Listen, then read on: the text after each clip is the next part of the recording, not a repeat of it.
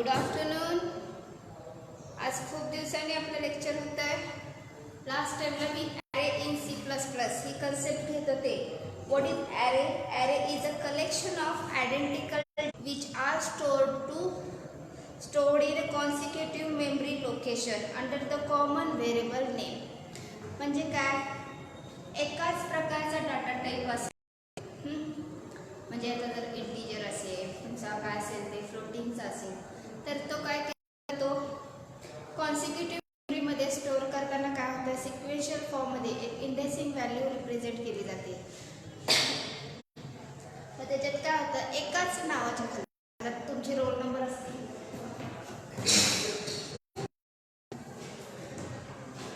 तर ते roll number कसे असणार आहेत, सिक्वेन्शियल फॉर्ममध्ये असणार आहेत, बरोबर आहे. मग त्याच्यातला एखाद्या विद्यार्थ्याने ॲडमिशन कॅन्सल केलं किंवा स्टोर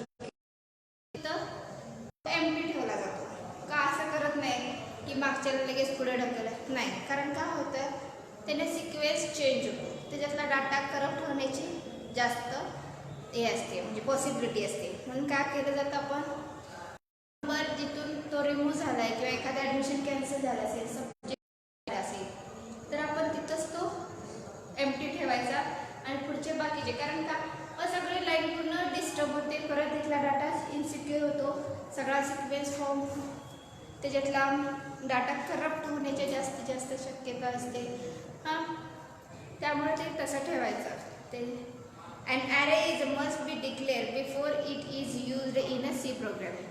मग तुमच्या ज्या प्रोग्रामिंगमध्ये तुम्ही व्हेरिएबल बिफोर डिक्लेअर करताय, तसंच ॲरे पण हा कितीचा ॲरे करायचा. आता माझ्याकडे रोल नंबर तुमचे असतील, तुम्ही एका ब्लॉकमध्ये किती आहात, 120 जण आहात, 30 असेल, वॉट एव्हर इट इज. हां, म्हणजे काय असणार, तुमचे रोल नंबर क्रिएट करताना मी काय,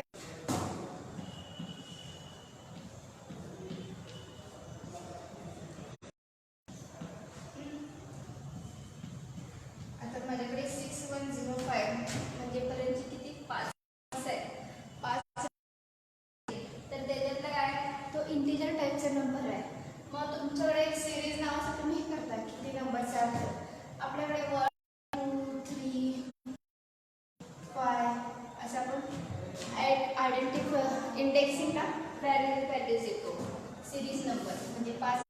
त्यामुळे तो तसाच रिकामा ठेवायचा. जेव्हा कुणी नवीन मेमरी लोकेशन्स पण तसेच असतात.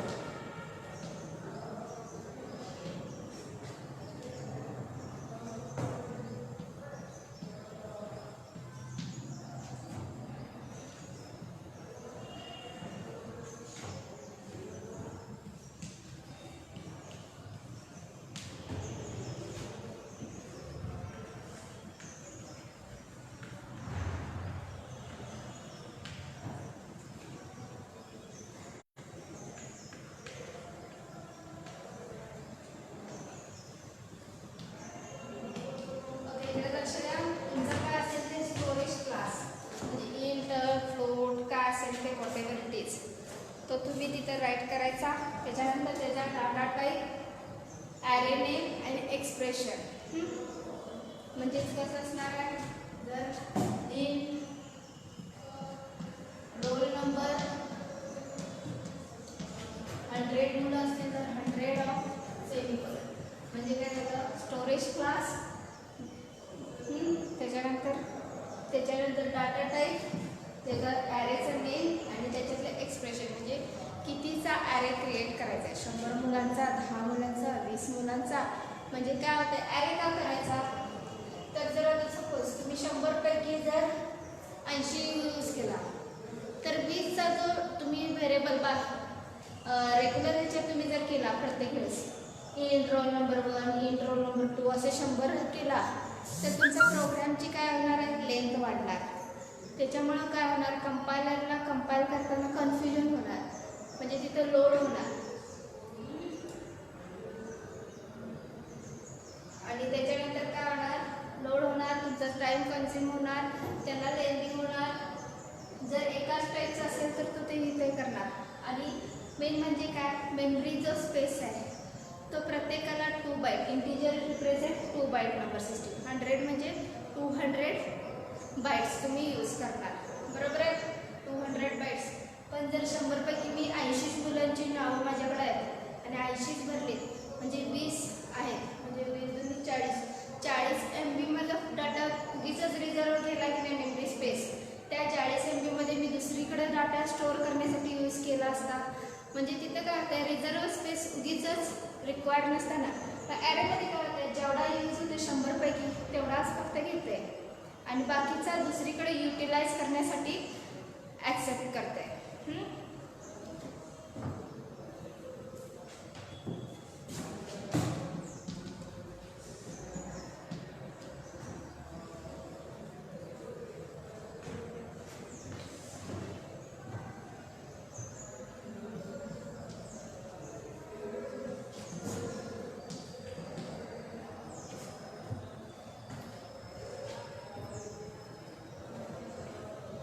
एक प्रोग्राम घेते मी, तो लिहून घ्या तुम्ही.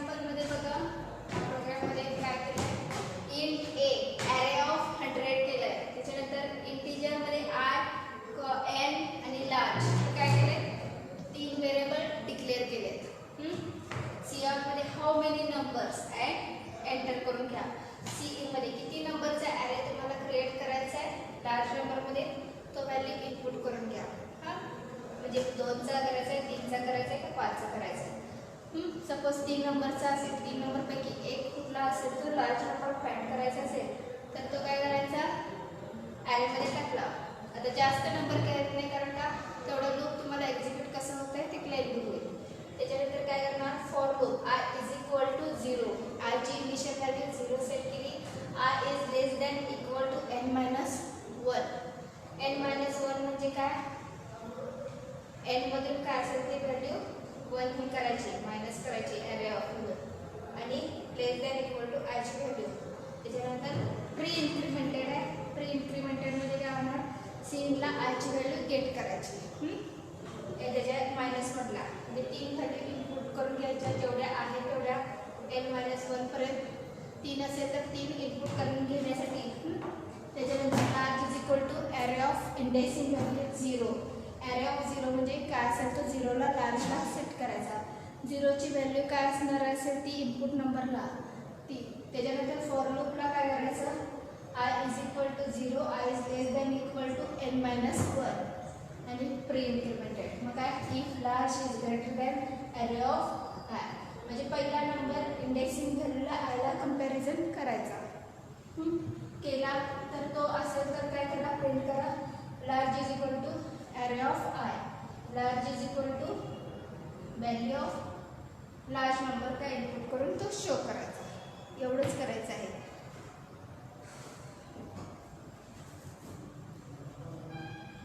त्याच्यानंतर multi dimensional array and function.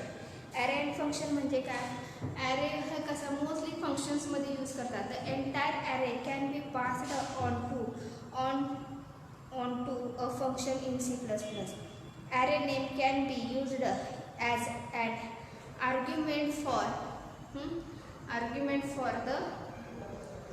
the function declaration. Argument म्हणजे काय झालं, परत तुमचे व्हेरिएबल्स आले, पॅरामीटर्स असेल, त्याच्यात तुम्ही कितीचा इंटिजर असेल तर तिथे तुम्ही ॲरे यूज करायचा. म्हणजे प्रत्येक वेळेस आर्ग्युमेंट्सची लेंथ वाढणार नाही तुमची. त्याच्यानंतर काय, no subscript and brackets are require for invoke the function of array. म्हणजे काय होणार, तर हा प्रोग्राम घेऊन घ्या.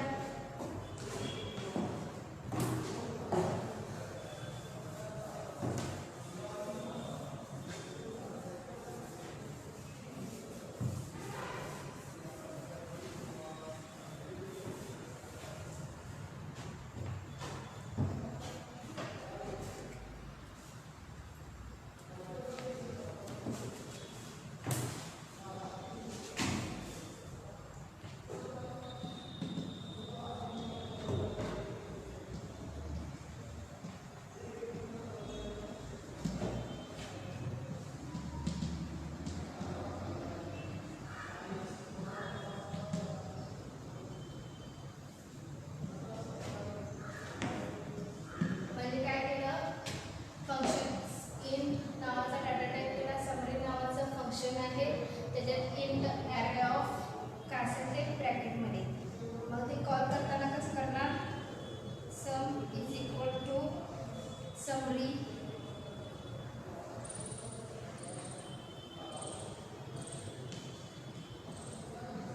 ए ऑफ, म्हणजे इथं ब्रॅकेट्सची गरज आहे. काय म्हणते, काय आहे, no subscript brackets are required to invoke the function using array. जेव्हा कॉल करतोय तेव्हा ॲरेची गरज नाही, फक्त व्हेरिएबल नेमची लागते. पण जेव्हा तुम्ही फंक्शन डिक्लेअर करताय किंवा तेव्हा प्रोटोटायपिंग करताय तेव्हा काय करायचं, ॲरेचा इंडेक्सिंग व्हॅल्यू सेट करायची. त्याच्यानंतर मल्टी डायमेन्शनल ॲरे.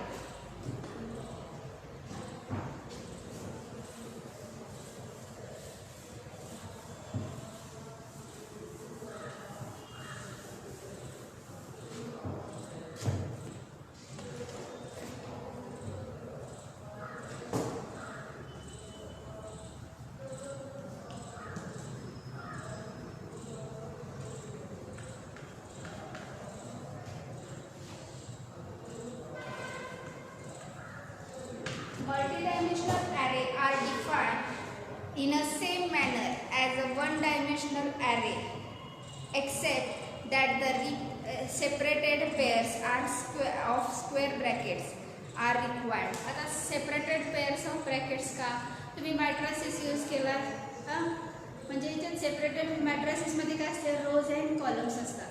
तसंच इथं मग जेव्हा मल्टी डायमेन्शनल ॲरेजमध्ये काय होतं, तुमचा काय असेल तो डाटा टाईप यूज करा. त्याच्यानंतर ॲरे नेम करा, त्या ॲरेला नेम दे. त्याच्यानंतर त्या ॲरेमध्ये पहिलं काय असेल तो हे एक्सप्रेशन आणि दुसरा काय असेल तो एक्सप्रेशन.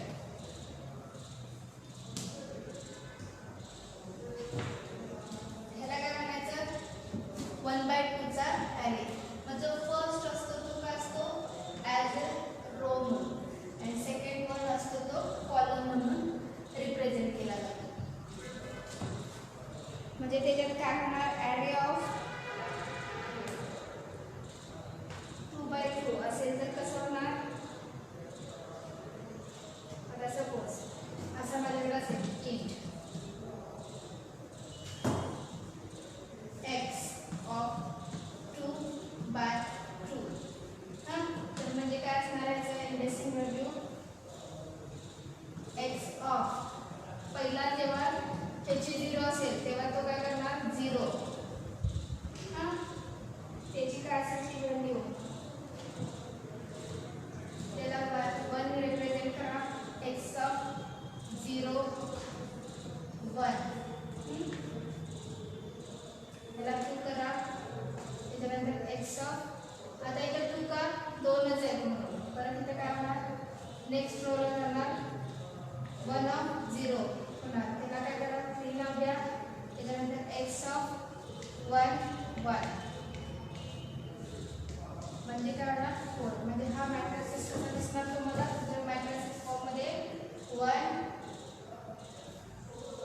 1 2 आणि 3 4 असा दिसणार ना, बरोबर आहे ना. इंडेक्सिंग व्हॅल्यू प्रमाणे त्याला काय म्हणायचं, multi dimensional matrix array. Sorry, इथंपर्यंत समजलंय तुम्हाला.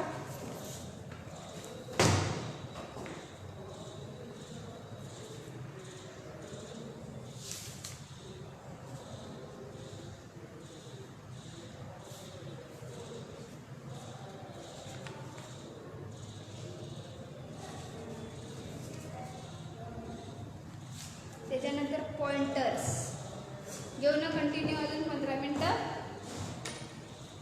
होऊन जाऊ दे, सिलेबस मध्ये व्याकरण पूर्ण राहिला आपला. ॲक्च्युली लास्ट टाइमला मी ॲरे शिकवलं होतं, त्यामुळे मी परत थोडंसं रिवाइज केलं.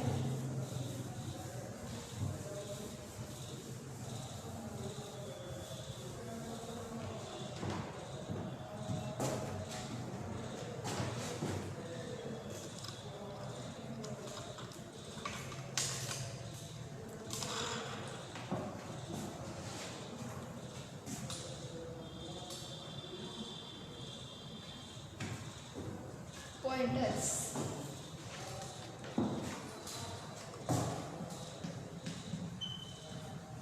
And what is pointer? Pointer is a variable which holds the memory address of the another variable. Pointer is a variable that which hold the memory address of another variable. आता suppose माझ्याकडे काय केलं 10 20 30 40 हे 4 values आहेत. ह्याचं नाव काय, A B C D 610 6001 6002 6003 6004 हे काय झालं त्याची मेमरी ॲड्रेस. हा ॲक्च्युअली डाटा, हा त्याच्यातला व्हेरिएबल. म्हणजे ए रिप्रेझेंट काय करतो 10 आणि त्याची मेमरी ॲड्रेस काय आला 601. पॉइंटर काय करते, a pointer is a variable which holds the memory address to the another variable. म्हणजे काय, आता जर मला बेसचा मेमरी ॲड्रेस काय करणार, मी काय करणार, पॉइंटर ऑफ ए म्हटलं की काय होणार, पॉइंटिंग काय करणार 602 मध्ये 20 आहे हे मी मेमरी ॲड्रेस स्टोअर करणार. कारण तो काय करतो, एचा मेमरी ॲड्रेस किती आहे 601 आहे. त्याच्या नेक्स्ट व्हेरिएबलचा मेमरी ॲड्रेस तो स्वतःच्या ह्याच्यात पॉइंटर काय करतं, पॉइंटिंग करतं. माझ्या नेक्स्ट व्हेरिएबलचा मेमरी ॲड्रेस किती आहे 6002. पॉइंटरचं सगळ्यात महत्त्वाचं काम काय करतं, आता ए मध्ये एचा जर मी नुसता ॲम्परसँड केला तर काय असणार आहे 6001 असणार आहे. पण तो जर मी पॉइंटर ऑफ ए केला तर काय करणार, तो माझा नेक्स्ट व्हेरिएबल म्हणजे काय एचा नेक्स्ट व्हेरिएबल काय असणार आहे बी, बीचा मेमरी ॲड्रेस काय असणार आहे तो 6002. हा त्याच्या मेमरी लोकेशनला स्टोअर असणार आहे. म्हणजे पॉइंटिंग करणार की माझ्या नेक्स्ट ह्याला तुम्ही म्हणत करता की नाही माझ्या शेजारी हा बसलाय तो बसलाय, पॉइंटिंग करता असं बोट हे करून. तसंच इथं हा ए हा काय करतो, पॉइंट करतो की माझ्या नेक्स्ट ह्याचा किती आहे memory address 6002. It allows to pass a variable, array function, string and structure as a functional arguments. मी बोलते पॉइंटर हा टॉप पॉइंट घेतलेला आहे, परत घेते. A pointer allows to return a structure variable from functions. A pointer allows to return a structure variable from the function. म्हणजे pointer काय करते, तुम्हाला रिटर्न व्हॅल्यू करण्यासाठी सुद्धा, कारण व्हेरिएबलला पॉइंटिंग केलेली जाते, पॉइंटर असाइन केलं जात आहे. It supports the dynamic allocation and D allocation. Dynamic का, टाइम टू टाइम चेंज होतं आहे. एखादा तुम्ही डाटा रिमूव्ह केला, ॲड केला तर त्याच्यातलं मेमरी लोकेशन डायनॅमिकली चेंज होऊ शकतो आहे. Memory segments with help of pointers variables can be swapped without physical moving them. A pointer variable can be swapped म्हणजे त्याच्यातला फिजिकल, ॲक्च्युली तुम्हाला स्वॅपिंगचा लास्ट इयरला झाला आहे, 2 नंबर तुम्हाला स्वॅप करायचे होते. त्याच्यातला फिजिकल मूव न होता एक आपण टेम्पररी व्हेरिएबल घेतला होता, त्याच्यात पहिला व्हेरिएबलची व्हॅल्यू स्टोअर केली होती, त्याच्यानंतर त्याच्यातल्या पॉइंटिंग करून मेमरी लोकेशनवरून त्याच्यातला डाटा पण मूव केलेला होता. व्हेरिएबलचा काय केला होता, मेमरी लोकेशनवरून त्याच्यातला डाटा मूव केला होता. It allows to establish link between data and elements or objects. Pointer variables consist of 2 parts, that is a pointer operator and address operator. आता pointer operator म्हणजे काय, this asterisk sign and ampersand is the address operator.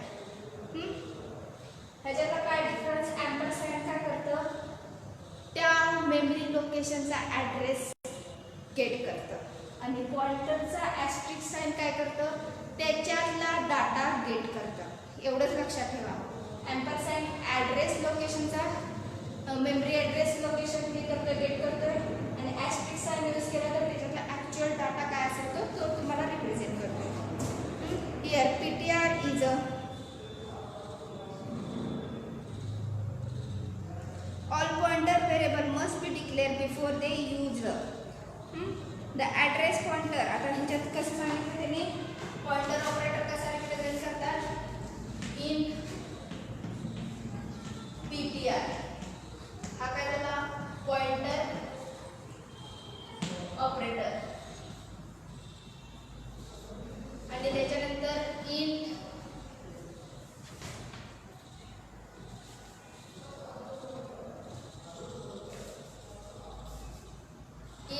M is equal to ampersand PTR. म्हणजे काय झाला, हा address operator.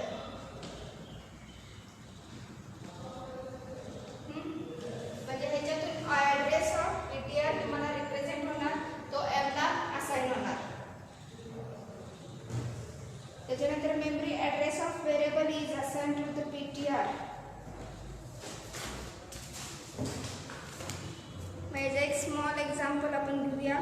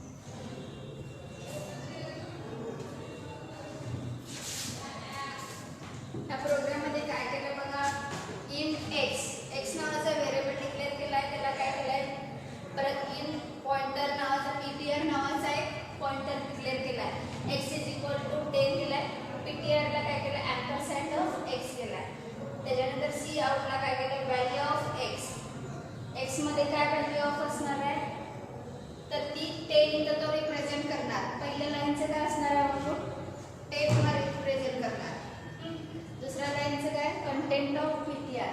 PTR मध्ये ॲम्परसँड of tail. मग तो ॲम्परसँड काय असेल तो त्याचा मेमरी लोकेशन तो तिथे सेट करणार. आणि PTR म्हणजे काय करणार, परत PTR is equal to PTR. जेव्हा इथं तिथं ॲम्परसँडमध्ये काय असेल 00x 10 8 9 असं काय रिप्रेझेंट करणार आणि परत 10 करणार. म्हणजे इथं मेमरी ॲड्रेस रिप्रेझेंट करणार सेकंड याला आणि त्याच्यानंतर थर्ड याला PTR मध्ये PTRची जी काय असेल ती व्हॅल्यू इनपुट करणार. हां, पॉइंटर आणि ॲरे समजलं का? उद्या तुमचं ऑब्जेक्ट ओरिएंटेडच्या कन्सेप्ट स्ट्रिंग वगैरे झाले का तुम्हाला? नाही. मी ऑब्जेक्ट ओरिएंटेडचे कन्सेप्ट स्टार्ट केलेत का रे? पर एक स्ट्रिंग पॉईंट कवर करते आणि ॲरे अँड पॉइंटर कंबाईनमधला असलेला आणि रेफरन्सेस. त्याच्यानंतर तुमचं ऑब्जेक्ट ओरिएंटेडचा कन्सेप्ट स्टार्ट करेल.